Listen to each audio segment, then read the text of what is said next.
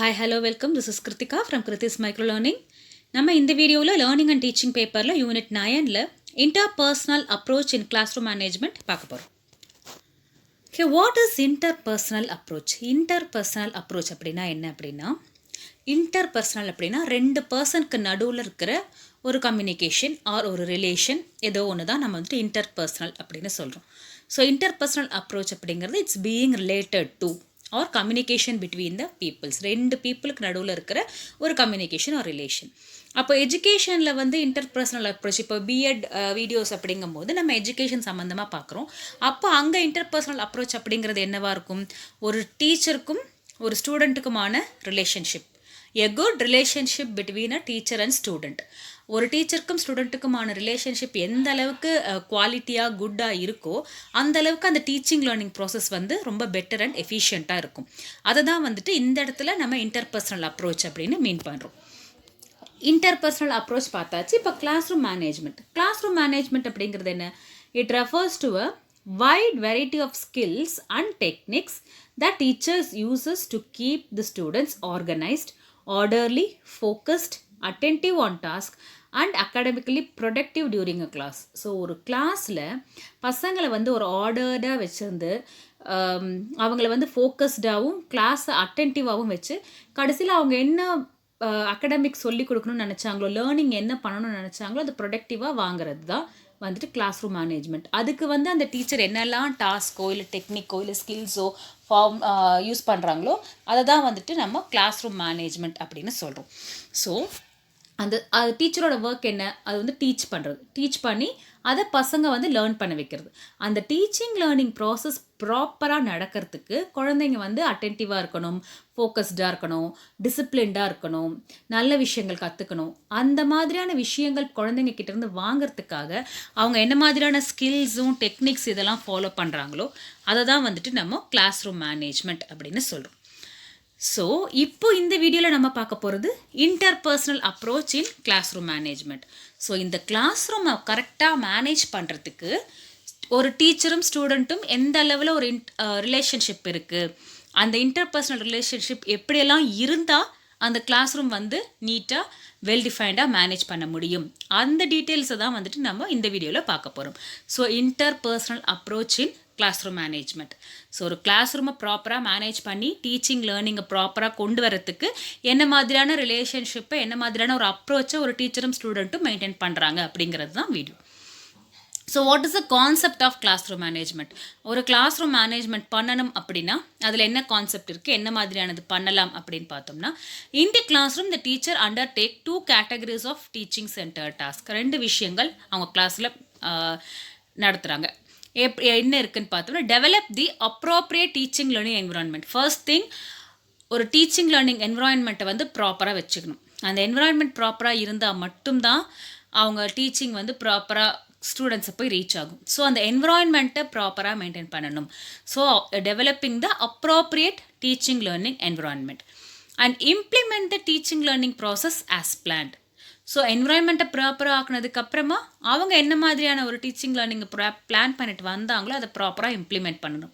So ஒரு நல்ல சூழ்நிலை அமையணும். அந்த ஒரு நல்ல சூழ்நிலையில் அவங்களுடைய டீச்சிங் ப்ராசஸை ப்ராப்பராக எக்ஸிக்யூட் பண்ணி குழந்தைங்கள ப்ராப்பராக லேர்ன் பண்ண வைக்கிறது தான் ஒரு டீச்சரோட ஒரு கிளாஸ் ரூம் டாஸ்க், இல்லையா? ஸோ இந்த என்விரான்மெண்ட்டை கொண்டு வரத்துக்கும் டீச்சிங் லேர்னிங்கை ப்ராப்பராக கொண்டு வரத்துக்கும் அவங்க என்னெல்லாம் பண்ணணும் அப்படின்னு பார்த்தோம்னா, ஒரு 4 விதமான ஒரு ஆக்டிவிட்டீஸ் அவங்க ப்ரிப்பேர்டாக இருக்கணும். என்ன மாதிரியான இருக்கணும்னா, ஃபஸ்ட்டு பிளானிங். அந்த என்விரான்மெண்ட்டையும் டீச்சிங் லேர்னிங்கையும் அழகாக கொண்டு வரத்துக்கு என்னெல்லாம் பண்ணணும் அப்படிங்கிற பிளானிங் இருக்கணும். பிளான் பண்ண விஷயத்தை ஆர்கனைஸ் பண்ணணும்.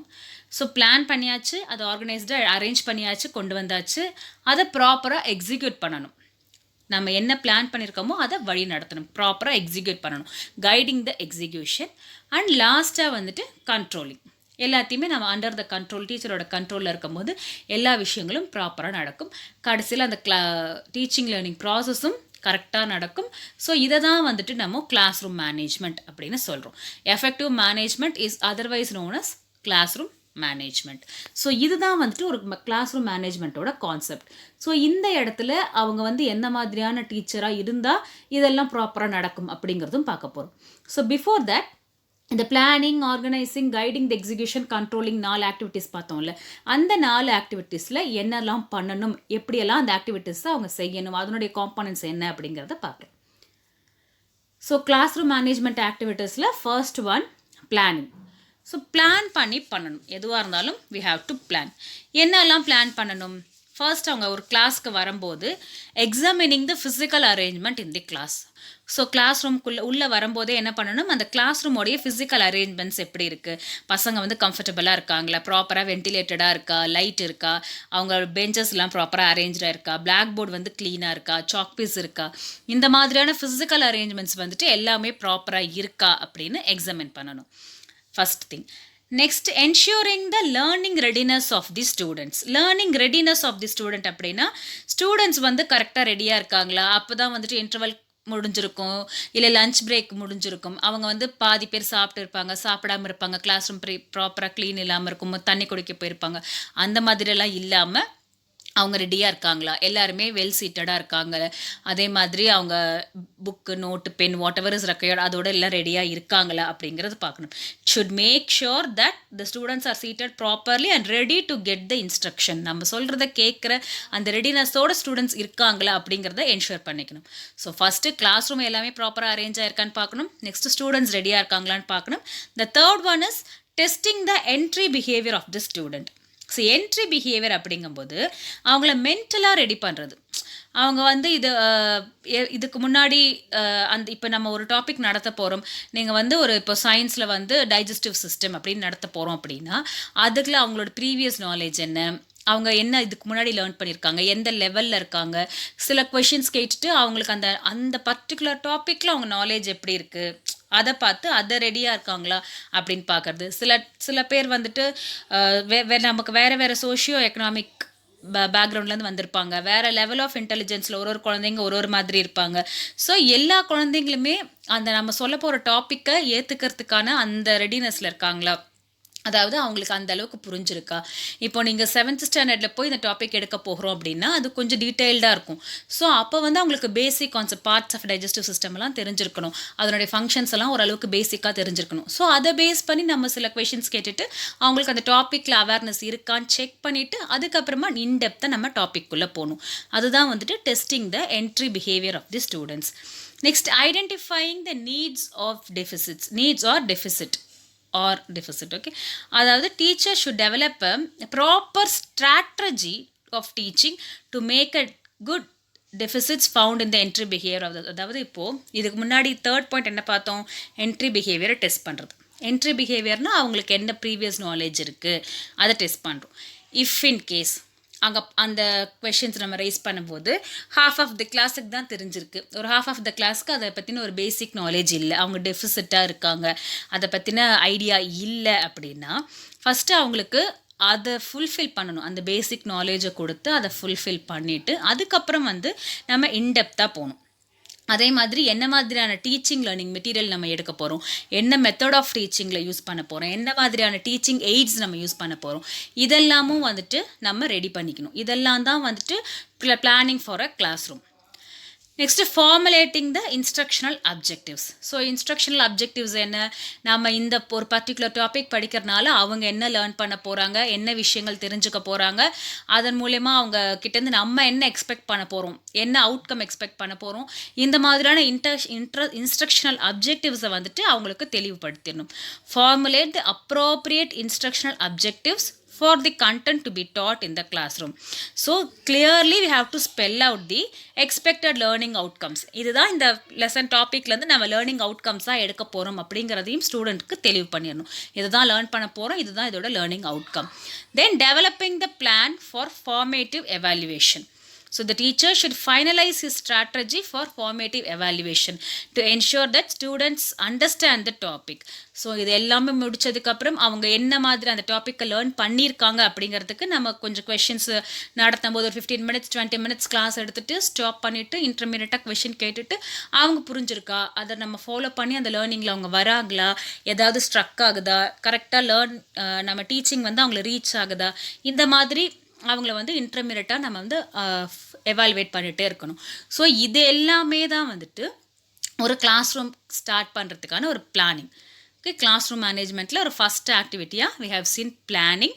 பிளானிங்கில் இதெல்லாம் தான் காம்போனன்ட்ஸ்: ஃபிசிக்கல் அரேஞ்ச்மெண்ட், ஸ்டூடெண்ட் ஒரு ரெடினஸ், அவங்களோட மென்டல் ரெடினஸ், அதுக்கப்புறம் அவங்களுக்கு தெரிஞ்சிருக்கா இல்லையாங்கிற அவேர்னஸ் கொடுத்துட்டு அதுக்கப்புறம் பேசிக் நாலேஜ் கொடுத்து இன்ஸ்ட்ரக்ஷனல் அப்ஜெக்டிவும் ஃபார்முலேட்டிவ் எவாலுவேஷனும் கொடுத்து அதை ஸ்டார்ட் பண்ணுறது தான் பிளானிங்.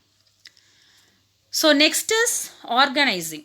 செகண்ட் ஸ்டெப் வந்துட்டு ஆர்கனைசிங். ஸோ பிளான் பண்ணியாச்சு, என்ன இன்ஸ்ட்ரக்ஷனல் அப்ஜெக்டிவ்ஸ் வேணும் இதெல்லாம் பார்த்தாச்சு, ஸ்டூடெண்ட் ரெடியாக இருக்காங்களா பார்த்தாச்சு. Next is activities like gathering the instructional resources required and arranging them properly and sequential arranging the instructional activities. See, ஒரு பர்டிகுலர் கிளாஸ்க்கு நம்ம ஆல்ரெடி சொன்ன மாதிரி டைஜஸ்டிவ் சிஸ்டம் அப்படின்னா அதுக்கு என்ன மாதிரியான ரிசோர்ஸஸ் வேணும்? டைஜஸ்டிவ் சிஸ்டம் பிக்சர் வரைஞ்ச ஒரு சார்ட்டு, இல்லை அது ஒர்க்கிங் மாடலாக இருந்தால் அதுக்கு வந்து என்ன மாதிரியான விஷயங்கள் தேவைப்படும், இல்லை அதுக்கு என்ன ஆக்டிவிட்டீஸ் வந்து நம்ம கொடுக்க போகிறோம். ஒரு ரோல் மாடலாக ப்ளே பண்ணலாம். ஒருத்தரை வந்துட்டு இன்டெஸ்டைனாக, ஒருத்தரை வந்து ஸ்டொமக்காக, ஒருத்தரை கேல் பிளாடராக, பேங்க்ரியாஸாக அவங்கள ரோல் மாடல் கொடுத்து பிளான் பண்ணலாம். இந்த மாதிரி ஆக்டிவிட்டீஸ் கொடுக்கலாம். ஸோ இது என்ன நம்ம பண்ண போகிறோம் அப்படிங்கிறதையும் அரேஞ்ச் பண்ணிக்கணும், ஆர்கனைஸ் பண்ணிக்கணும். ஸோ அந்த பர்டிகுலர் கிளாஸில் என்ன மாதிரியான இன்ஸ்ட்ரக்ஷனல் மெட்டீரியல்ஸ் யூஸ் பண்ண போகிறீங்க, என்ன மாதிரியான இன்ஸ்ட்ரக்ஷனல் ஆக்டிவிட்டீஸ் கொடுக்க போகிறீங்க அப்படிங்கிறத பார்க்கணும். So for example, if a demonstration is to be attempted, the relevant materials and equipment are to be procured and arranged properly. So இப்போ ஒரு சயின்ஸ் கிளாஸ், இல்லை ஒரு கம்ப்யூட்டர் லேபில், இல்லை ஏதோ ஒரு மேக்ஸுக்கு ஏதோ ஒரு டெமான்ஸ்ட்ரேட் பண்ண போகிறோம், ஒரு ஆக்டிவிட்டீஸ் பண்ண போகிறோம்னா அதுக்கு என்ன விஷயங்கள் வேணுமோ அதை ப்ராப்பராக ஆர்கனைஸ் பண்ணி அரேஞ்ச் பண்ணிவிட்டு நம்ம கிளாஸ்க்குள்ளே போகணும். ஸோ பிளான் பண்ணியாச்சு, அதுக்கு தேவையான இன்ஸ்ட்ரக்ஷனல் ரிசோர்ஸஸும் ஆக்டிவிட்டீஸையும் ஆர்கனைஸ் பண்ணியாச்சு. Next guiding the execution. இப்போ நம்ம பிளான் பண்ண விஷயங்களை எக்ஸிக்யூட் பண்ணணும்.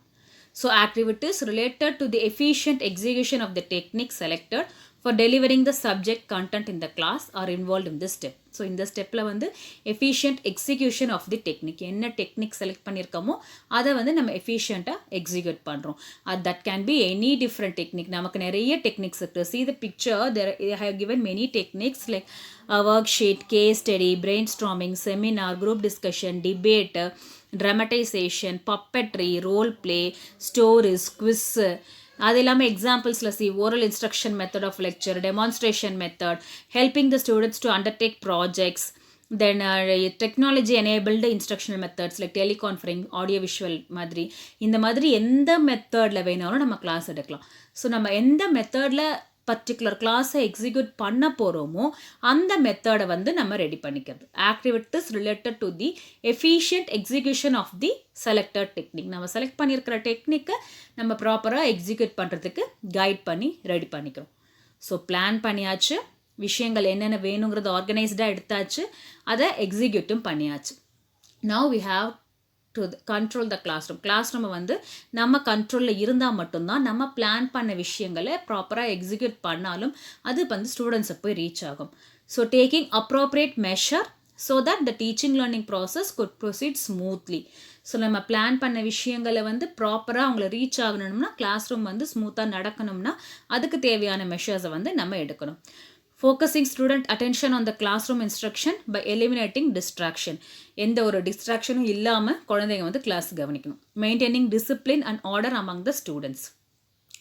Acting tactically to handle problematic children. கண்டிப்பாக ஒரு கிளாஸில் 1 or 2 problematic childrens இருப்பாங்க. அவங்கள வந்து ப்ராப்பராக ஹேண்டில் பண்ணி டாக்டிக்காக அவங்களையும் அட்டென்ஷனோட ஃபோக்கஸ்டாக இருக்க வைக்கணும். Providing differential group task and different kinds of illustration to suit the gifted, normal and slow learners in the class. ஒரு கிளாஸில் வந்து will have 3 different kind of children. Gifted children, help இல்லாமலே அவங்களாவே படிக்கக்கூடிய சில்ட்ரன், நார்மல் சில்ட்ரன் கொஞ்சம் help பண்ணாலும் they can come up, and slow learners. So இந்த 3 different group of சில்ட்ரனுக்கு 3 different வகையான டாஸ்க்கும் இன்ஸ்ட்ரக்ஷனல் மெட்டீரியல்ஸ், இல்லஸ்ட்ரேஷன்ஸும் நம்ம வந்து கொடுக்கணும். ஸோ இந்த மாதிரியெல்லாம் கொடுக்கும்போது class room will be under our control. So plan பண்ணியாச்சு, ஆர்கனைஸ் பண்ணி அதை ப்ராப்பராக எக்ஸிக்யூட்டும் பண்ணி கிளாஸ் ரூமையும் கண்ட்ரோலில் வச்சுருக்கும் போது ஆட்டோமேட்டிக்காக அங்கே டீச்சிங் லேர்னிங் ப்ராசஸ் வந்துட்டு ரொம்பவே ஸ்மூத்தாக நடக்கும். அண்ட் அதனுடைய ப்ராடக்ட், அதாவது அவுட்கம் வந்து ரொம்பவே ப்ராப்பரான ஒரு எக்ஸ்பெக்டட் அவுட்கமாக வந்து நமக்கு கிடைக்கும். ஓகே. இப்ப வந்து கிளாஸ் ரூம் மேனேஜ்மென்ட்க்கு என்னலாம் ஸ்டெப்ஸ் இருக்கு, ஆக்டிவிட்டீஸ் இருக்குன்னு பார்த்தாச்சு. இதுல ஒரு இன்டர்பர்சனல் அப்ரோச் நம்ம எப்படி அதுல யூஸ் பண்ண போறோம். ஸோ ஒரு குட் ரிலேஷன்ஷிப் எப்படி மெயின்டெயின் பண்ண போறோம். அந்த இடத்துல அந்த இன்டர்பர்சனல் அப்ரோச் டீச்சருக்கும் ஸ்டூடெண்ட்டுக்குமான அந்த அப்ரோச் வந்து எப்படி யூஸ் பண்ணி இந்த கிளாஸ் ரூம் மேனேஜ்மெண்ட் நம்ம பண்ண போறோம் அப்படின்னு பார்த்தோம்னா, ஃபர்ஸ்ட் திங் ஹியூமனிஸ்டிக் அப்ரோச். ஒரு ஹியூமனிஸ்டிக் அப்ரோச்சோட ஒரு ஈஸி கோயிங் ஒரு பனிஷ்மெண்ட் ஹார்டா ஒரு ஹார்ஷா இல்லாம ஈஸி கோயிங்கா அந்த மாதிரி செய்யும்போது மட்டும் தான் அந்த இடத்துல ரிலேஷன்ஷிப் பெட்டராக அமையும். So enlisting the cooperation of the student will make them feel sorry this is not field இது வந்து feel to make them feel that their teacher is giving importance to them and showing care and consideration towards them. So first வந்து ஸ்டூடெண்ட்டை involve பண்ணணும். நம்ம என்ன ஒரு விஷயம் செஞ்சாலும் just like that புக்கை பார்த்து போர்டில் எழுதி போட்டு படிச்சுட்டு போனால் அது ஒரு பேசிவ் லேர்னிங்காக இருக்கும் இல்லையா? அது இல்லாமல் ஸ்டூடெண்ட்டை வந்து நம்ம பண்ணுற விஷயங்களை இன்வால்வ் பண்ணணும். அப்போ தான் அவங்களுக்கு வந்து அந்த கிளாஸ் மேலே ஒரு இன்ட்ரெஸ்ட் வரும், ஒரு ஃபோக்கஸ் வரும், அட்டென்ஷன் வரும். ஓகே, மேம் வந்து நம்மளை ரெகக்னைஸ் பண்ணுறாங்க, நம்ம மேலே ஒரு கேர் அண்ட் கன்சர்னாக இருக்காங்க, நம்ம சொல்கிறதையும் கேட்குறாங்க. அந்த மாதிரியான ஒரு ட்ரஸ்ட் பில்ட் ஆகும்போது மட்டும்தான் அந்த ரிலேஷன்ஷிப் வந்து வரும். நம்ம என்ன தான் அவங்க மேலே கைண்டாக இருந்தாலும் ஜஸ்ட் ஒன் சைடடாக நம்ம கொடுக்கும்போது ஒன்றும் யூஸ் இல்லை. அவங்க சைடில் இருந்தும் they have to give equal good relationship, right? அந்த ரிலேஷன்ஷிப் ட்ரஸ்ட் பில்ட் பண்ணணும்னா அவங்கள நம்ம செய்கிற எல்லா விஷயங்களையும் ஈடுபடுத்தி அவங்களுக்கான இம்பார்ட்டன்ஸ் கொடுத்து நம்ம வந்து அதை அப்ளை பண்ணணும். See for example a teacher demonstrate a science experiment in the class. So அப்போ என்ன பண்ணலாம், ஒரு எக்ஸ்பெரிமெண்ட் நடக்குதுங்கும் போது he can involve the students in setting the apparatus and asking them to observe the different events, record the measurement. So நீங்கள் வந்து நீங்கள் வந்து இது செட் பண்ணுங்கள், ஒரு குரூப் ஆஃப் சில்ட்ரனை வந்து நீங்கள் apparatusலாம் செட் பண்ணி எடுத்து வைங்க, அதுக்கு அரேஞ்ச் பண்ணுங்கன்னு சொல்லி ஓடி வந்து இன்ட்ரெஸ்ட்டாக பண்ணுவாங்க பசங்க. நெக்ஸ்ட் வந்து you have to do like this, இதோட நெக்ஸ்ட் ஸ்டெப்பு நீங்கள் பண்ணுங்கள், இந்த ஸ்டெப்பில் நீங்கள் அப்சர்வ் பண்ணு, நீ வந்து ரெக்கார்ட் எழுது, நீ வந்து அதுக்கு மெஷர்மெண்ட்ஸ் ரெக்கார்ட் பண்ணு, நீ வந்து அதுக்கான சொல்யூஷனை கண்டுபிடி அப்படின்னு ஒரு ஃபுல் கிளாஸ் ரூமையும் அந்த ஒரு பர்டிகுலர் எக்ஸ்பெரிமெண்ட்டில் நம்ம இன்வால்வ் பண்ணும்போது ஃபஸ்ட்டு டீச்சிங்கும் ரொம்ப ஈஸியாக இருக்கும், லேர்னிங்கும் ரொம்பவே ஃப்ரூட்ஃபுல் லேர்னிங்காக இருக்கும். அண்ட் ஆல்சோ த ரிலேஷன்ஷிப் வந்து ரொம்ப ஒரு குட் அண்ட் ஸ்மூத் ரிலேஷன்ஷிப்பாக அமையும். டீச்சருக்கும் ஸ்டூடெண்ட்டுக்குமான ரிலேஷன்ஷிப் வந்து ரொம்பவே ப்ராப்பராக இருக்கும். நெக்ஸ்ட் டைம் நம்ம அந்த கிளாஸ்க்கு போகும்போது நம்மளை அவங்க அக்செப்ட் பண்ணிக்கிற விதமே வந்துட்டு ரொம்ப சூப்பர்பான ஒரு இதில் அவங்க எடுத்துப்பாங்க. நம்ம இந்த மேம் வராங்க அப்படின்னா அவங்க ரொம்ப இன்ட்ரெஸ்டடாகவும் ஃபோக்கஸ்டாகவும் அந்த கிளாஸ்க்காக ஈகராகவும் வெயிட் பண்ணிகிட்டு இருக்க அளவுக்கு அவங்க கிட்ட ஒரு சேஞ்சஸ் தெரியும். ஸோ ஃபஸ்ட்டு வந்து we have to involve all the students in the class activities and we have to give care and concern. அந்த குழந்தைங்க வந்து மேம் நம்மக்கிட்ட கேர் அண்ட் கன்சர்னோட இருக்காங்கங்கிறத ஃபஸ்ட்டு பிலீவ் பண்ணணும். அண்ட் நெக்ஸ்ட் திங் இது வந்து ஓகே நார்மலாக நடக்கிற ஒரு கிளாஸில். நெக்ஸ்ட்டு இன்னொன்று எப்படின்னா, இஃப் ஒரு கிளாஸில் கண்டிப்பாக வந்துட்டு ஒரு 2 or 3 கிட்ஸ் வந்துட்டு ஒரு ப்ராப்ளமேட்டிக் கிட்ஸ் இருப்பாங்க இல்லையா? Sometimes 1 or 2 students may disturb the class discipline and affect the learning. அவங்களால மீதி இருக்கிற 35 ஸ்டூடெண்ட்டோட லேர்னிங்கும் வந்து டிஸ்ட்ராக்ட் ஆகும். ஸோ நம்ம ஆட்டோமேட்டிக்காக என்ன பண்ணுவோம், ஒரு நார்மலாக ஒரு டீச்சராக போகும்போது get out of the class, stand up on the bench, உங்கள் பேரண்ட்ஸை கூட்டு வா, டைரியில் எழுதுகிறோம், பிரின்சிபல் கிட்ட கூட்டு போகிறோம், செய்வோமா இல்லையா? Sending them out of the classroom, giving them punishment, report to the headmaster, get their parents to school, makes the students responsible for the problems in the class. கிளாஸில் என்ன ப்ராப்ளம் நடந்தாலும் you are the responsible, ஒன்னால தான் அப்படின்னு அவங்கள stamp பண்ணுறது. And punish them, expel them from the school and will not be the correct solution. So இதெல்லாம் பண்ணுறது வந்து is not at all a correct solution. கரெக்டா? ஸோ இந்த மாதிரி பண்ணும்போது அங்கே ரிலேஷன்ஷிப் பில்ட் ஆகுமா, பிரேக் ஆகுமா? நம்மளை பார்த்தாலே அந்த ஸ்டூடெண்ட்ஸ்க்கு பிடிக்காது. அதுக்காக நீங்கள் வந்து இவங்களை டாலரேட் பண்ணிவிட்டு கஷ்டப்படுத்திட்டு இப்படி அவங்க என்ன சொன்னாலும் நான் வந்து பணிஞ்சு போகணுமா, அப்படி மீன் பண்ண வரல. அதை எப்படி மாற்றணும், அவங்கக்கிட்ட இருக்கிற விஷயங்களை எப்படி நம்ம பாசிட்டிவாக மாற்றணும் அப்படின்னு பார்த்தோம்னா, teachers should reform such students, encourage them to self-regulate the behavior. அவங்களே ரெகுலேட் பண்ணணும், அவங்க பிஹேவியர் அவங்க சேஞ்ச் பண்ணுறதுக்கு நம்ம என்கரேஜ் பண்ணணும். அவங்கள should try to develop a growth mind set in them. அவங்களுக்கு ஒரு எஸ் ஒன்றால் முடியும்னு ஒரு கான்ஃபிடன்ஸ் பில்ட் பண்ணி அவங்களுக்கு ஒரு க்ரோத் மைண்ட் செட்டை அவங்களுக்குள்ளே நம்ம விதைக்கணும். Closely move with them, understand the reason for the misbehaviour and remove the misbehaviour. So அவங்க கூட க்ளோஸாக மூவ் பண்ணி அவங்க எதனால் அப்படி பிஹேவ் பண்ணுறாங்க, ஃபிசிக்கல் ப்ராப்ளமாக இருக்கலாம், மென்டல் ப்ரெஷராக இருக்கலாம், மென்டல் ப்ராப்ளமாக இருக்கலாம், இல்லை ஏதாவது ஒரு சைக்காலஜியோட ஹெல்ப் தேவைப்படலாம், இல்லை ஃபேமிலி இஷ்யூஸாக இருக்கலாம், இல்லை வேறு ஏதாவது ஒரு inferiority complex, superiority complex, anything, எந்த ரீசனாக வேணாலும் இருக்கலாம். வீட்டில் கேர் பண்ண மாட்டாங்க, அன்பு கேங்கிற குழந்தைங்களா இருக்கலாம், இல்லை பேரண்ட்ஸோட சண்டையை பார்த்து பார்த்து அவங்க டிப்ரெஸ்டில் இருக்கலாம். ஸோ என்ன ரீசன்ஸில் வேணாலும் இருக்கலாம். So we have to closely move with them, understand the reason for the misbehaviour and remove them. Remove the behaviour. Teacher should express his care and concern and converse with them to instill the confidence and pave way for behavior modification. So அவங்களோட behaviour மாடிஃபிகேஷனுக்கு என்னெல்லாம் வழிவகுக்கணுமோ அந்த care and கன்சர்னை கொடுத்துட்டு அதை நம்ம வந்து அந்த students கிட்ட imply பண்ணணும். ஸோ இதெல்லாம் பண்ணும்போது தான் வந்துட்டு ஒரு கிளாஸ் ரூமில் ஒரு குட் ரிலேஷன்ஷிப் மெயின்டைன் ஆகும், அந்த கிளாஸ் ரூம் கண்ட்ரோலில் இருக்கும். ஸோ ஜஸ்ட் பனிஷ் பண்ணுறதுனாலையும் அவங்கள அனுப்புறதுனாலையும் that is not a good solution for the problem. So first ஸ்டூடெண்ட்ஸை இன்வால்வ் பண்ணியாச்சு. நெக்ஸ்ட்டு வந்து ப்ராப்ளமேட்டிக் ஸ்டூடெண்ட்ஸை எப்படி ஹேண்டில் பண்ணணும் அப்படின்னு பார்த்தாச்சு. So generally when students 3 important needs are not met they டிரான்ஸ்கிரஸ் the general norms. எப்போ வந்து ஒரு குழந்தை வந்து ஒரு ப்ராப்ளமேட்டிக் சில்ட்ரனாக மாறுது, இல்லை ஒரு கிளாஸ் ரூம் வந்து அவுட் ஆஃப் கண்ட்ரோலில் போகுதுன்னு பார்த்தோம்னா first main thing 3 important reasons are there. இந்த 3 ரீசன்ஸும் ப்ராப்பராக மீட் ஆகலை, அவங்களுக்கு சாட்டிஸ்ஃபை ஆகலைன்னா அப்படின்னா மட்டும்தான் அந்த இடத்துல ஒரு ப்ராப்ளம் ரைஸ் ஆகுது. First one, sense of competence. So அது என்ன மீன் பண்ணுறாங்க அப்படின்னா, ஒரு கம்பீட்டன்சி நடக்கும்போது ஒரு இதில் கிளாஸ் ரூமில் ஃபீட்பேக் கொடுக்கணும். Yes you are right, you are wrong, நீ வந்து இதை நல்லா பண்ணியிருக்க, குட், அப்ரிஷியேட், கீப் இம்ப்ரூவிங், இந்த மாதிரி பண்ண, இல்லை இது தப்புப்பா, இது இப்படி பண்ணக்கூடாது, இதில் வந்து இந்த இடத்துல மிஸ்டேக் பண்ணியிருக்கோம், இது இப்படி கரெக்ட் பண்ணிக்கணும், நீங்கள் வந்து லாஸ்ட் டைம் விட இந்த டைம் நல்லா இம்ப்ரூவ் பண்ணியிருக்கீங்க, இன்னும் நல்லா பண்ணுங்கள்.